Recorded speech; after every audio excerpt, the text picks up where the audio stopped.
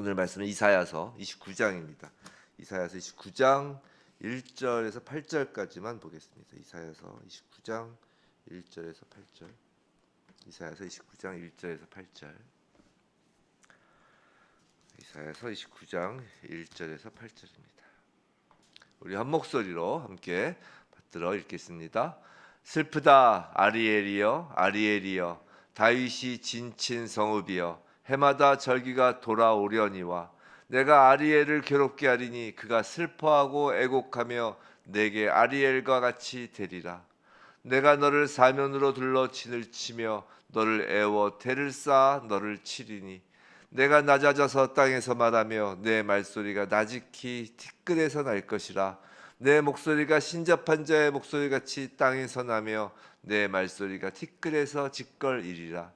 그럴지라도 내 대적의 무리는 세미한 티끌 같겠고 강포한 자의 무리는 날려가는 겨 같으리니 그 일이 순식간에 갑자기 일어날 것이라. 만군의 여호와께서 우레와 지진과 큰 소리와 회오리 바람과 폭풍과 맹렬한 불꽃으로 그들을 징벌하실 것인즉 아리엘을 치는 열방의 무리 곧 아리엘과 그 요새를 쳐서 그를 곤고하게 하는 모든 자는 꿈같이 밤에 환상같이 되리니 줄인 자가 꿈에 먹었을지라도 깨면 그 속은 여전히 비고 목마른 자가 꿈에 마셨을지라도 깨면 곤비하며 그 속에 갈증이 있는 것 같이 시온산을 치는 열방의 무리가 그와 같으리라. 아멘. 이 아침에 이 말씀을 깨닫는 은혜와 또 말씀으로 삶이 실제적으로 변화되는 능력이 임하길 주님의 이름으로 축원합니다. 오늘 본문은 이제 이사야의 이제 예언이죠. 이 이사야 예언은 이 히스기야 시대의 아수르 침공과 관련된 예언입니다. 그 히스기야의 아버지가 이제 아하스죠. 아하스. 우리 처음 이사야서 시작할 때 나왔던 그 아하스 왕. 그 아하스가 이제 여호와 성전을 폐쇄하고 여호와의 제단을 막 본래 자리에서 막 옮기는 등 아주 여호와 신앙을 버렸던 아주 우상 숭배에 깊이 빠졌던 왕이 이제 아하스 왕이죠.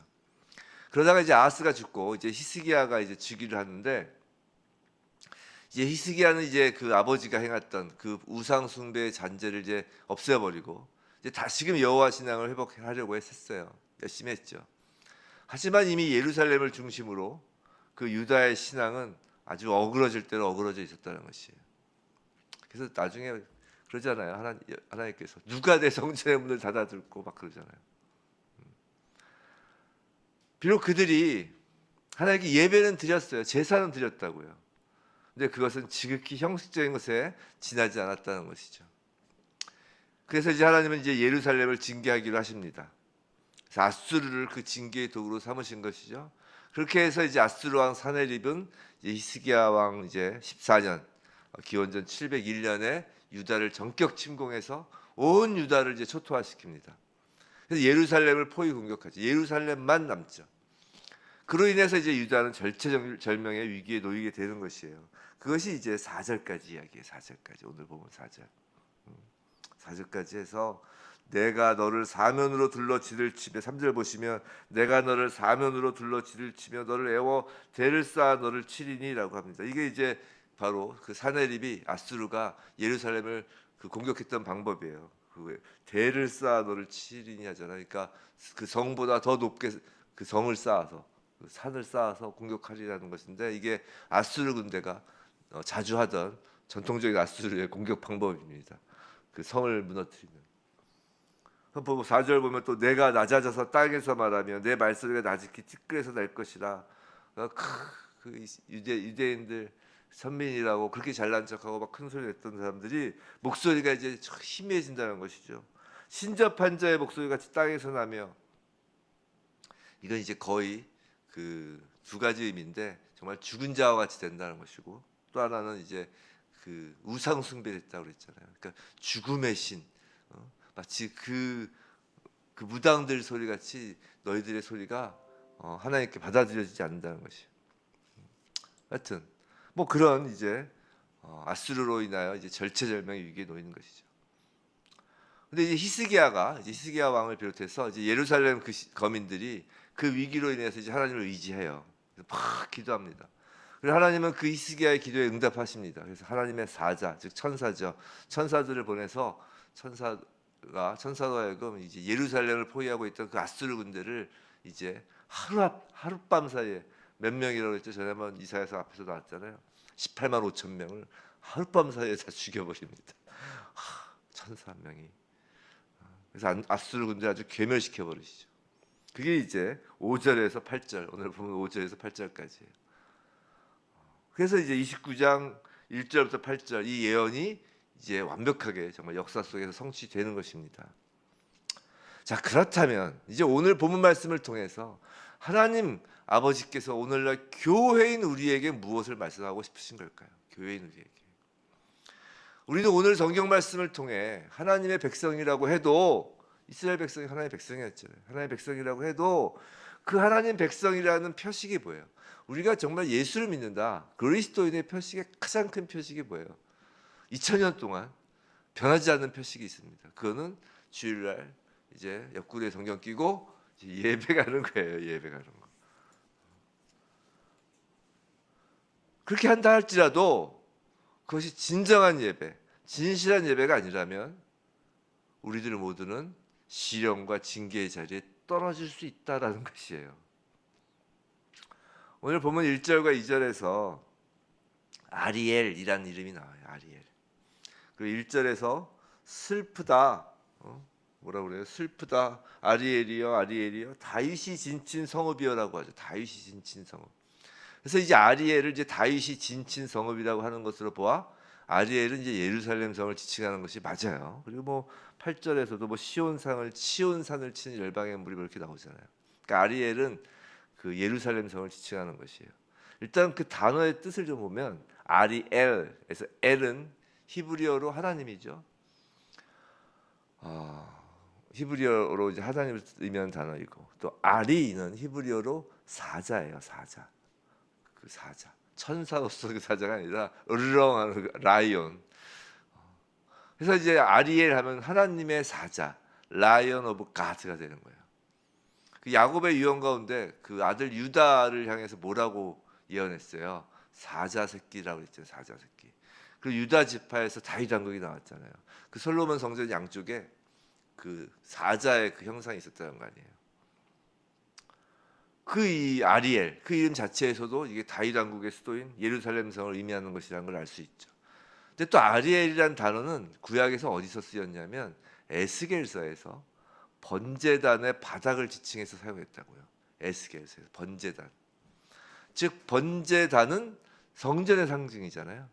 성전은 예루살렘의 상징이고 즉 예루살렘이 아리엘로 불린 것입니다. 근데 여기서 우리가 주목해야 할 것이 있어요. 그건 1절에서 해마다 절기가 돌아오려니와라는 표현이에요. 해마다 절기가 돌아오려니와. 이게 무슨 말이에요? 매년 새해가 돌아오잖아요. 그러면 그럴 때마다 예루살렘에서 절기를 지켰다는 것을 지금 표현하는 것이라고요. 즉 유다가 절기를 지키는 것과 그 절기마다 또 하나님께 제사를 지내잖아요. 뭐 대속절 뭐 해가지고 6월절 뭐 해가지고 그 제사를 드린 일에는 매우 열심이었다는 것이에요. 절기 지키고 절기에 따라 제사 지키기 매우 열심이었다는 것이죠. 하지만 그들은 그처럼 종교 행위에 대한 열심에도 불구하고 하나님을 기쁘시게 하지 못했다는 것이에요. 지금 하나님께서 제사나 절기 그 자체가 싫다는 것이 아니잖아요. 그들이 드리는 제사, 그들이 지키는 절기가 형식적인 것이며 죄악적인 것이었기 때문에 기뻐하지 않으신다는 것이에요. 그들은 죄악과 함께 드리는 제사, 죄악을 저지르고도 회개하지도 않는 제사, 죄의 피가 아직도 묻어있는 그 부정한 손으로 하나님을 기만하는 제사를 드렸던 것이에요. 그래서 그들은 하나님의 슬픔이 되었어요. 그래서 슬프다 아리엘이여 라고 하시는 거라고. 이러한 거짓 제사, 헛된 제사를 드림으로 도리어 비극에 처한 그 예루살렘의 모습은 정말 과거 오직 제사만 드리면 모든 불순종은 해결되었다라고 생각하는 그 이스라엘 백성이 하나님께 벌의를 받았다면 우리는 어떨까라는 것이죠. 성도는 얼마나 많은 사람들이 오늘날 하나님께 예배를 드리나요? 우리 얼마나 많은 예배에 참여하고 있어요? 거의 대부분의 그리스도인이라면 적어도 매주 한 번은 주일 예배를 드리잖아요. 뭐 아닐 수도 있지만 그래서 최소한 보통 일주일에 한 번 주일 예배는 드립니다. 뭐 어떤 사람은 물론 주일뿐만이 아니라 뭐 이렇게 수요 예배도 드리시고 또 금요 예배도 드리시고 또 이렇게 새벽 예배도 드리시고 그렇게 하면 정말 이루 헤아릴 수 없는 많은 예배를 드리죠. 근데 이러한 예배가 하나님께 진실과 사랑, 막 정성을 다해 드리는 예배, 하나님을 경외하는 삶, 성도다운 삶, 하나님의 자녀란 이름에 합당한 변화된 삶과 더불어 올려주는 예배가 아니라면 그것은 하나님께 기쁨이 되지 못한다는 것이에요. 그런 예배는 우리에게도 아무런 유익이 되지 못한다는 것이에요. 어쩌면 우리는 구약 유대인들이 절기마다 제사를 드리는 것보다 훨씬 많은 수의 예배를 드립니다. 적어도 1년이 52주잖아요. 그러니까 1년에 52번은 적어도 예배를 드린다는 것이에요. 자, 주일 예배만 드린다고 했을 때 만약 우리가 하나님의 기쁨이 되지 않고 슬픔만 드리는 예배를 드린다면 우리는 예배로 52번 하나님을 슬프게 해드리는 거예요. 1년에 적어도. 근데 여기서 우리가 유념해야 될 게 있어요. 우린 예배와 삶을 거꾸로 이해하는 경우가 있어요. 잘 생각해 보세요. 우리는 삶을 위해 예배를 드리나요? 아니면 예배를 위해서 사나요? 질문은 쉬운데 답이 어렵죠. 우리가 우리의 삶을 위해서 예배를 드리는 거예요? 아니면 예배를 위해서 사는 거예요? 여러분 예배를 위하여 산다는 생각 해보신 적이 있어요? 보통 예배에서 은혜를 받아서 그 힘을 가지고 이 세상을 살아야지 라는 생각은 하는데 내가 예배를 위하여 산다는 생각을 해보셨냐고요. 성도 여러분, 하나님은 목적이시지 하나님은 수단이 아니세요. 잘 생각해 보세요. 예배를 은혜롭게 드리면 정말 일상의 삶 속에서 죄를 짓지 않고 일상의 삶 속에서 거짓말도 안 하고 정말 잘 살 수 있을까요? 경건하게 예배를 은혜롭게 드리면. 물론 예배 가운데 말씀으로 은혜 받고 말씀으로 찔림을 받고 말씀이 저희의 영과 혼과 골수를 쪼개서 정말 회개해서 삶이 좀 더 경건해질 수는 있죠. 하지만 경험해 보셨잖아요. 예배를 1년에 52번 드린다고 해서 달라지는 것이 그렇게 많지 않다는 걸 경험해 보셨잖아요. 왜 그럴까요? 그건 예배가 수단이 되었기 때문이에요. 예배가 수단이 되고 삶의 목적이 되었기 때문에 예배로 변하지 않는 거예요. 그 반대가 되어야 한다는 것이에요.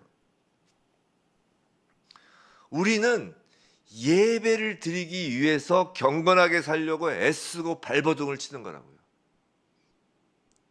예배가 목적이고 삶은 예배가 참된 예배가 되기 위한 수단 경로라고요. 성도 여러분, 우리는 얼마나 예배를 위하여 노력하나요? 그 노력은 단지 주일에 집에서 오늘 예배 좀 일찍 가야지 하고서 집에서 일찍 출발하는 것이 아니에요. 그 노력은 단지 그것이 아니에요. 그 노력은 단순히 헌금을 준비하고 봉사하려고 노력하는 것이 아닙니다. 물론 그렇다고 그런 노력이 의미가 없다는 말이 아니에요. 분명히 예배를 위한 그러한 노력은 귀한 것이에요. 근데 그보다 더 중요한 것은 예배를 위하여 내 삶을 얼마나 하나님의 뜻에 맞도록 살려고 하였는지, 얼마나 거룩을 위하여 애썼는지라고요. 근데 명심할 것은 여기서부터 진짜 오늘 본론이에요. 명심할 우리의 구약의 제사와 신약의 예배의 차이에 이제 그 예배에 대한 차이에 대한 것이에요. 이제부터 이제 본론이에요.